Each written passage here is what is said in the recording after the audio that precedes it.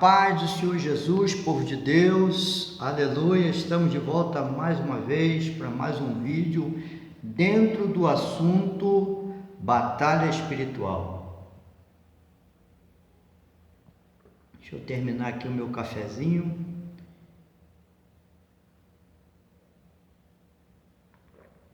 O que nós iremos falar hoje é que não existe maldição sem causa. Não é por um acaso. A maldição não chega na vida do homem à toa. Alguma coisa ele fez. Alguma coisa errada ele fez. Algum delito ele cometeu. E nós vamos ler aqui um versículo que está lá em Provérbios, capítulo 26, versículo 2. Provérbios 26, versículo 2. O que diz lá? Como pássaro no seu vaguear, e como a andorinha no seu voo, assim a maldição sem causa não virá. Aleluia. Então, vai dar um exemplo de um pássaro no seu voo. Ele está indo lá no seu voo. O que acontecer com esse pássaro não foi por acaso, mas ele está livre no ar, não é? E muitas vezes você pode pensar que não vai acontecer nada com aquele pássaro. Ou, como diz a palavra de Deus, a andorinha no seu voo. Não é à toa. Não é à toa que ela sai do seu ninho, vai para outro lugar, vai procurar alimento. Não foi à toa. Uma necessidade. Entende? Então, o que ele diz? A maldição sem causa não virá. Ela não vai sair lá da onde ela está e atingir a sua vida à toa. Teve um motivo. Bom, então a gente vai lembrar lá de Jacó, né? A quem estava direcionado a bênção de Isaac? Para quem? Para o mais velho. Eles eram gêmeos, mas o primeiro que saiu, que nasceu, foi Esaú, certo? Então, a bênção da primogenitura cabia a Isaac conceder a Esaú. Mas lá em Gênesis 27, deixa eu ver aqui se é isso mesmo, Gênesis 27, versículo 12.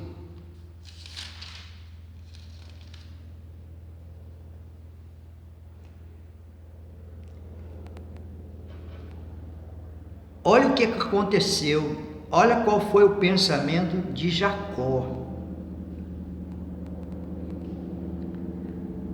Quando houve aquela trama de Jacó roubar a bênção de Esaú, olha o que ele pensou. Porventura me apalpará o meu pai e serei a seus olhos enganador. Assim trarei eu sobre mim maldição e não bênção. Não foi isso? Ele não comprou a bênção da primogenitura com Esaú. Quando Esaú chegou cansado, ele ofereceu um guisado, e por causa do guisado de lentilha ele trocou. Mas ao se aproximar a hora que Isaac iria abençoar Esaú, quando Esaú chegou lá, pai, vim receber a minha bênção, Ué, meu filho, eu já te abençoei. E o que aconteceu? Jacó tinha recebido a bênção no lugar de Esaú. A Bíblia diz que isso vinha de Deus, porque Deus escolheu Jacó e rejeitou Esaú. Mas Jacó pagou um preço muito alto por ter furtado a bênção de Esaú. Aí você diz assim, mas poxa, isso não era plano de Deus? Sim, era plano de Deus, mas o homem tinha feito uma coisa injusta. Deus tinha mudado um plano, entende? Deus mudou um plano. Então, quando Deus muda um plano, alguém vai pagar um preço. Então, eu posso dar um exemplo na vida de Noé. Deus mudou um plano, só Noé e sua família sobreviveria, mas ele teve que pagar um preço para construir a arca, para ficar dias dentro da arca com aqueles animais, cuidar daqueles animais, cuidar da família. Ele pagou um preço. Jacó, por receber a bênção no lugar de Esaú, ele pagou o preço. O preço de quê? Ficar longe da sua família. E quando Deus mandou Jacó voltar, ele pagou um preço de dúvidas. Será que eu viverei? Será que eu morrerei? Nesta questão aí, Deus queria mudar a natureza errada de Jacó. Entende? Foi aí que Deus tocou em Jacó. Jacó lutou com um anjo, aquela coisa toda. Então, isso aí são os mistérios de Deus. Como o homem vai entender essas coisas se ele não tiver comunhão com Deus? Quando Jacó partiu na sua viagem, ele passou ele se obrigou a ter comunhão com Deus para entender as coisas, porque ele estava numa situação difícil. Sabe aquela questão de correr risco por fazer a vontade de Deus? Eu vou correr risco por fazer a vontade de Deus, eu vou pagar um preço. Jacó se viu só lá em Betel, e quando ele teve a visão da escada com o anjo subindo e descendo, ele disse: quão terrível este lugar, né? Eu não sabia que Deus estava aqui, quão temível é este lugar, não é? Então ali ele viu a necessidade de se apegar com Deus, e ele se apegou com Deus. Então ele pagou o preço por ter enganado o irmão dele e foi enganado pelo sogro. Não foi isso? Então, não pensa que bênção não custa um preço. Custa um preço. Você só vai prevalecer se você entender como se comportar nessa situação. E para isso nós precisamos da palavra do Senhor, não é? Luz para os meus pés, lâmpada para os meus pés é a tua palavra, luz para o meu caminho. Lâmpada para os meus pés é a tua palavra e luz para o meu caminho. Então, numa situação dessa complicada, o que Jacó precisava? Jacó precisava ter comunhão com Deus para receber de Deus direção, para receber de Deus palavra. O crente, quando tem comunhão com Deus e ele começa a receber a bênção de Deus, ele vai necessitar de palavra. Deus revelar a sua palavra para ele, o seu comportamento, a direção, as decisões que ele precisará tomar para não sair da direção de Deus, entende? Então, quando Jacó chega lá na parentela dele, onde ele ia se casar, ele enfrenta grande batalha espiritual. Mas como Jacó fez um trato com Deus: Senhor, em tudo que o Senhor me abençoarem, eu tirarei o dízimo. Olha aí, olha uma base bíblica para você entender que para vencer batalha espiritual você tem que ser fiel no dar. Crente que não é fiel no dar, ele não consegue nada. Ele não alcança seus objetivos, porque a bênção de dar para receber de volta. A Bíblia diz o quê? Dai-se-vos-á dado. Se você quer receber, você tem que aprender a dar. Se você dá, você receberá de volta. E a Bíblia diz que vai receber numa quantidade muito maior do que você deu. Dai-se-vos-á dado, boa medida, recalcada, vos depositarão no vosso regaço. Então, quer dizer, a quantidade de bênção que você vai receber vai dar para dividir com o seu próximo, com aqueles que têm necessidade. Isso é ser abençoado. Então, você está entendendo aí o porquê que crente infiel no dízimo não vence batalha espiritual? Porque crente fiel está em constante batalha espiritual, não é? Quer ver uma das maldições que muitos crentes alguém diz assim: poxa, fulano diz que sentiu a presença de Deus. Eu nunca sinto a presença de Deus. Eu nunca tenho uma comunhão com Deus perfeita.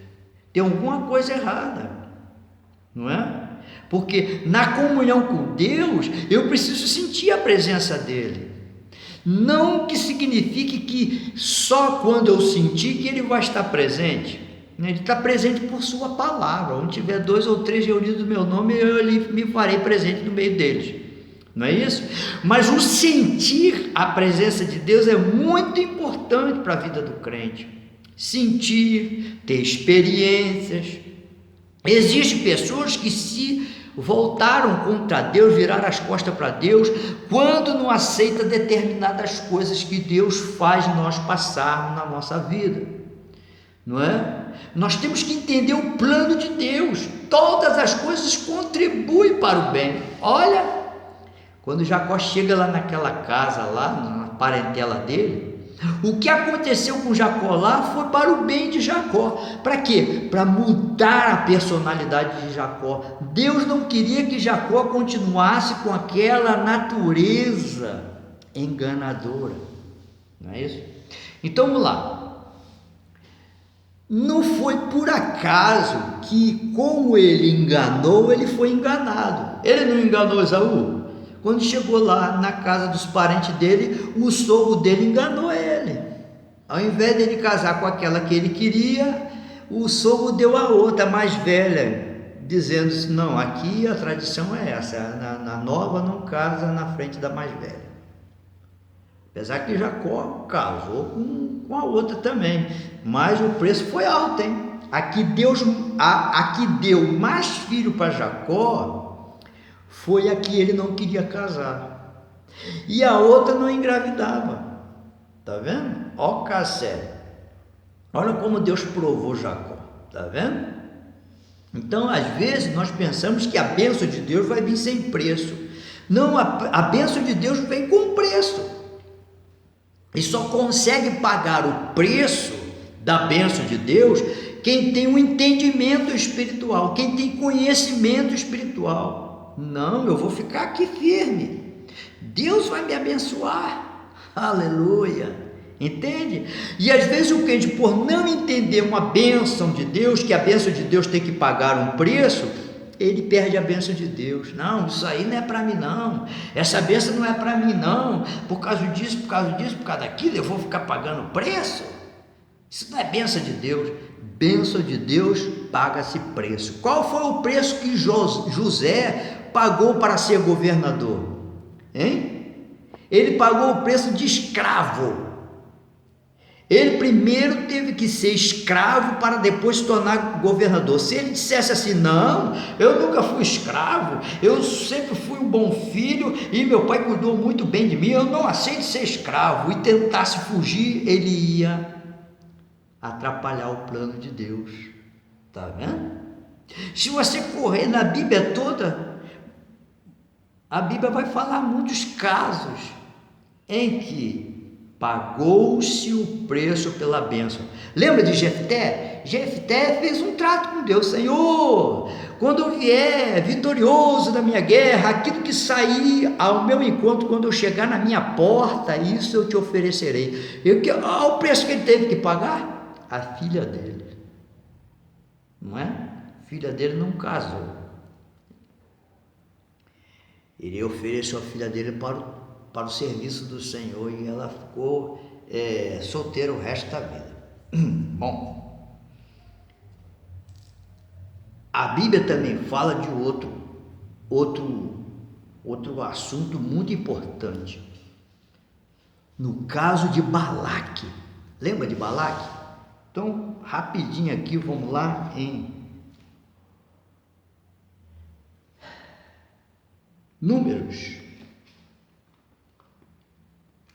Números, capítulo 22.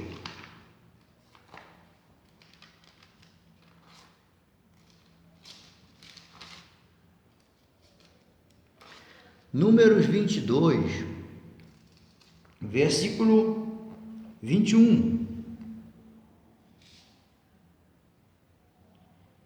Do versículo 21 ao versículo 35 fala do assunto Balaque e Balaão. Lembra do caso? Balaque e Balaão. No versículo 21 diz: Então Balaão levantou-se pela manhã e albardou a sua jumenta e foi-se com os príncipes de Moabe. O que tinha acontecido? Balaque, o rei, pediu Balaão para amaldiçoar o povo de Deus, porque ele temeu pelo aquele povo numeroso, porque sabia da fama de Israel, e Balaão ficou dividido, sabe? Balaão, ele ficou dividido entre fazer a vontade de Deus e o olho grande dele, e fazer a vontade do rei Balaque para poder ganhar os presentes que Balaque estava oferecendo para ele, porque Balaão era olho grande. Assim tem muitos por aí errando na obra de Deus por causa do olho grande. Esquece de viver a simplicidade de Cristo. Entende? E a ira de Deus acendeu-se porque ele se ia, e o anjo do Senhor pôs-se no caminho por adversário, e ele ia caminhando, montado na sua jumenta, e 2 de seus moços com ele. Viu, pois, o jumenta o anjo do Senhor, que estava no caminho, com a sua espada desembainhada na mão, pelo que desviou da jumenta do caminho, fosse pelo campo. Então Balaão espancou a jumenta para fazê-la tornar o caminho. Mas o anjo do Senhor pôs-se numa vereda de vinhas, havendo uma parede desta banda e uma parede da outra. Vendo, pois, a jumenta, o anjo do Senhor apertou-se contra a parede e apertou contra a parede o pé de Balaão, pelo que tornou a espancá-la.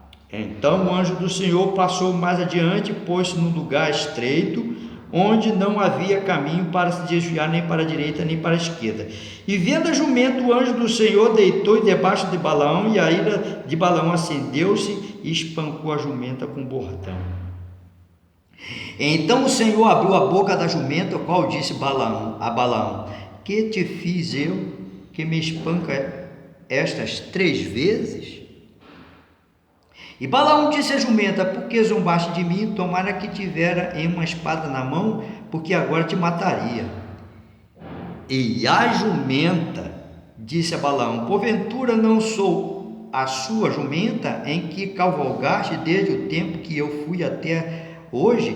Costumei eu alguma vez fazer assim contigo? E ele respondeu: Não. Então o Senhor abriu os olhos a Balaão, e ele viu o anjo do Senhor, que estava no caminho, e a sua espada desembainhada na mão, pelo que inclinou a cabeça e postou-se sobre a sua face.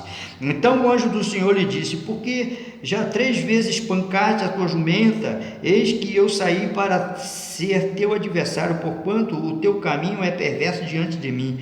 Porém a jumenta me viu e já 3 vezes se desviou diante de mim. Se ela se não desviar de diante de mim, na verdade que eu agora te mataria, e ela deixaria com vida. Então Balaão disse ao anjo do Senhor: pequei que não soube que estavas neste caminho para te opores a mim, e agora que se parece mal aos seus olhos, tornar-me-ei. Agora se parece mal aos teus olhos, tornar-me-ei. E disse o anjo do Senhor a Balaão: vai-te com estes homens, mas somente a palavra que eu falar a ti falarás. Assim Balaão foi-se com os príncipes de Balaque. Então vamos lá. Fiz questão de ler esse texto todo para que você entenda a insistência de Balaão por não enxergar o anjo do Senhor.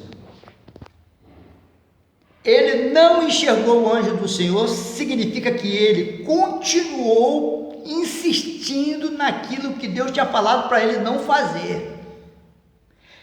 Assim, existem muitos crentes que não estão vendo resultado das suas batalhas espirituais porque continuam querendo fazer uma coisa que Deus não abençoou eles. Quer dizer, Balaque queria que Balaão amaldiçoasse o povo de Deus, mas sendo que Balaão disse: não tem como eu amaldiçoar um povo que é abençoado.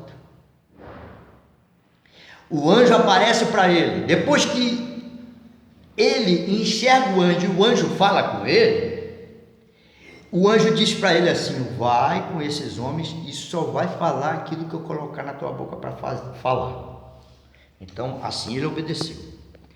Mas se você continuar lendo a história de Balaão, sabe, ele dá conselho a Balaque, o que Balaque tinha que fazer para que Israel fosse amaldiçoado. O que Balaão falou para ele? É o seguinte: Balaque, não tem como amaldiçoar esse povo, a não ser que eles violem a lei deles. Porque os filhos de Israel não podem ter relações com estrangeiro, com mulheres estrangeiras, nem as filhas, nem os filhos. Entende? Agora, se você colocar as suas mulheres, seus homens, para prostituir com eles, Deus vai se irar contra eles, vai amaldiçoar eles. Então foi isso que aconteceu. Não é? Esse é o conselho de Balaão. Fazer alguma coisa para que o povo de Deus peque. A mesma coisa, existem muitos crentes que está sendo, ao invés de ser vaso de bênção, está sendo vaso de maldição, porque ele é um verdadeiro demônio, está sendo um verdadeiro demônio para sedução com luxúria lascívia. Entende? Para fazer outros pecarem. A igreja está cheia de homens e mulheres dessa maneira, cheio de luxúria, cheia de lascívia, para seduzir crentes que estão na bênção, e aqueles crentes que não vigiam caem no pecado. Está vendo? Então nós vemos aí o texto falando que jamais quem tem a bênção de Deus vai receber maldição. Não tem causa, entende? Não tem. Ele tem a bênção de Deus, mas o crente tem que primar pelo seu comportamento. Ele tem que se cuidar, ele tem que vigiar. A Bíblia diz o quê? Vigiai e orai para que não entreis em tentação. Qual é a atitude do diabo? Tentar você, para que você se rebele contra Deus e a maldição venha sobre a sua vida. Aí tem causa. Você entendeu? A relação de vencer batalha espiritual com ser abençoado, você tem que ter a bênção de Deus para vencer as suas batalhas espirituais. E para ter a bênção de Deus, você tem que estar dentro do plano de Deus, dentro da vontade de Deus, dentro da obediência. Entendeu? Então, segura firme o seu arado. Não olhe para trás, porque Satanás vai ficar te chamando para olhar para trás. Não, segura firme o seu arado e vai em frente, porque a bênção de Deus te acompanhará. Deus te abençoe.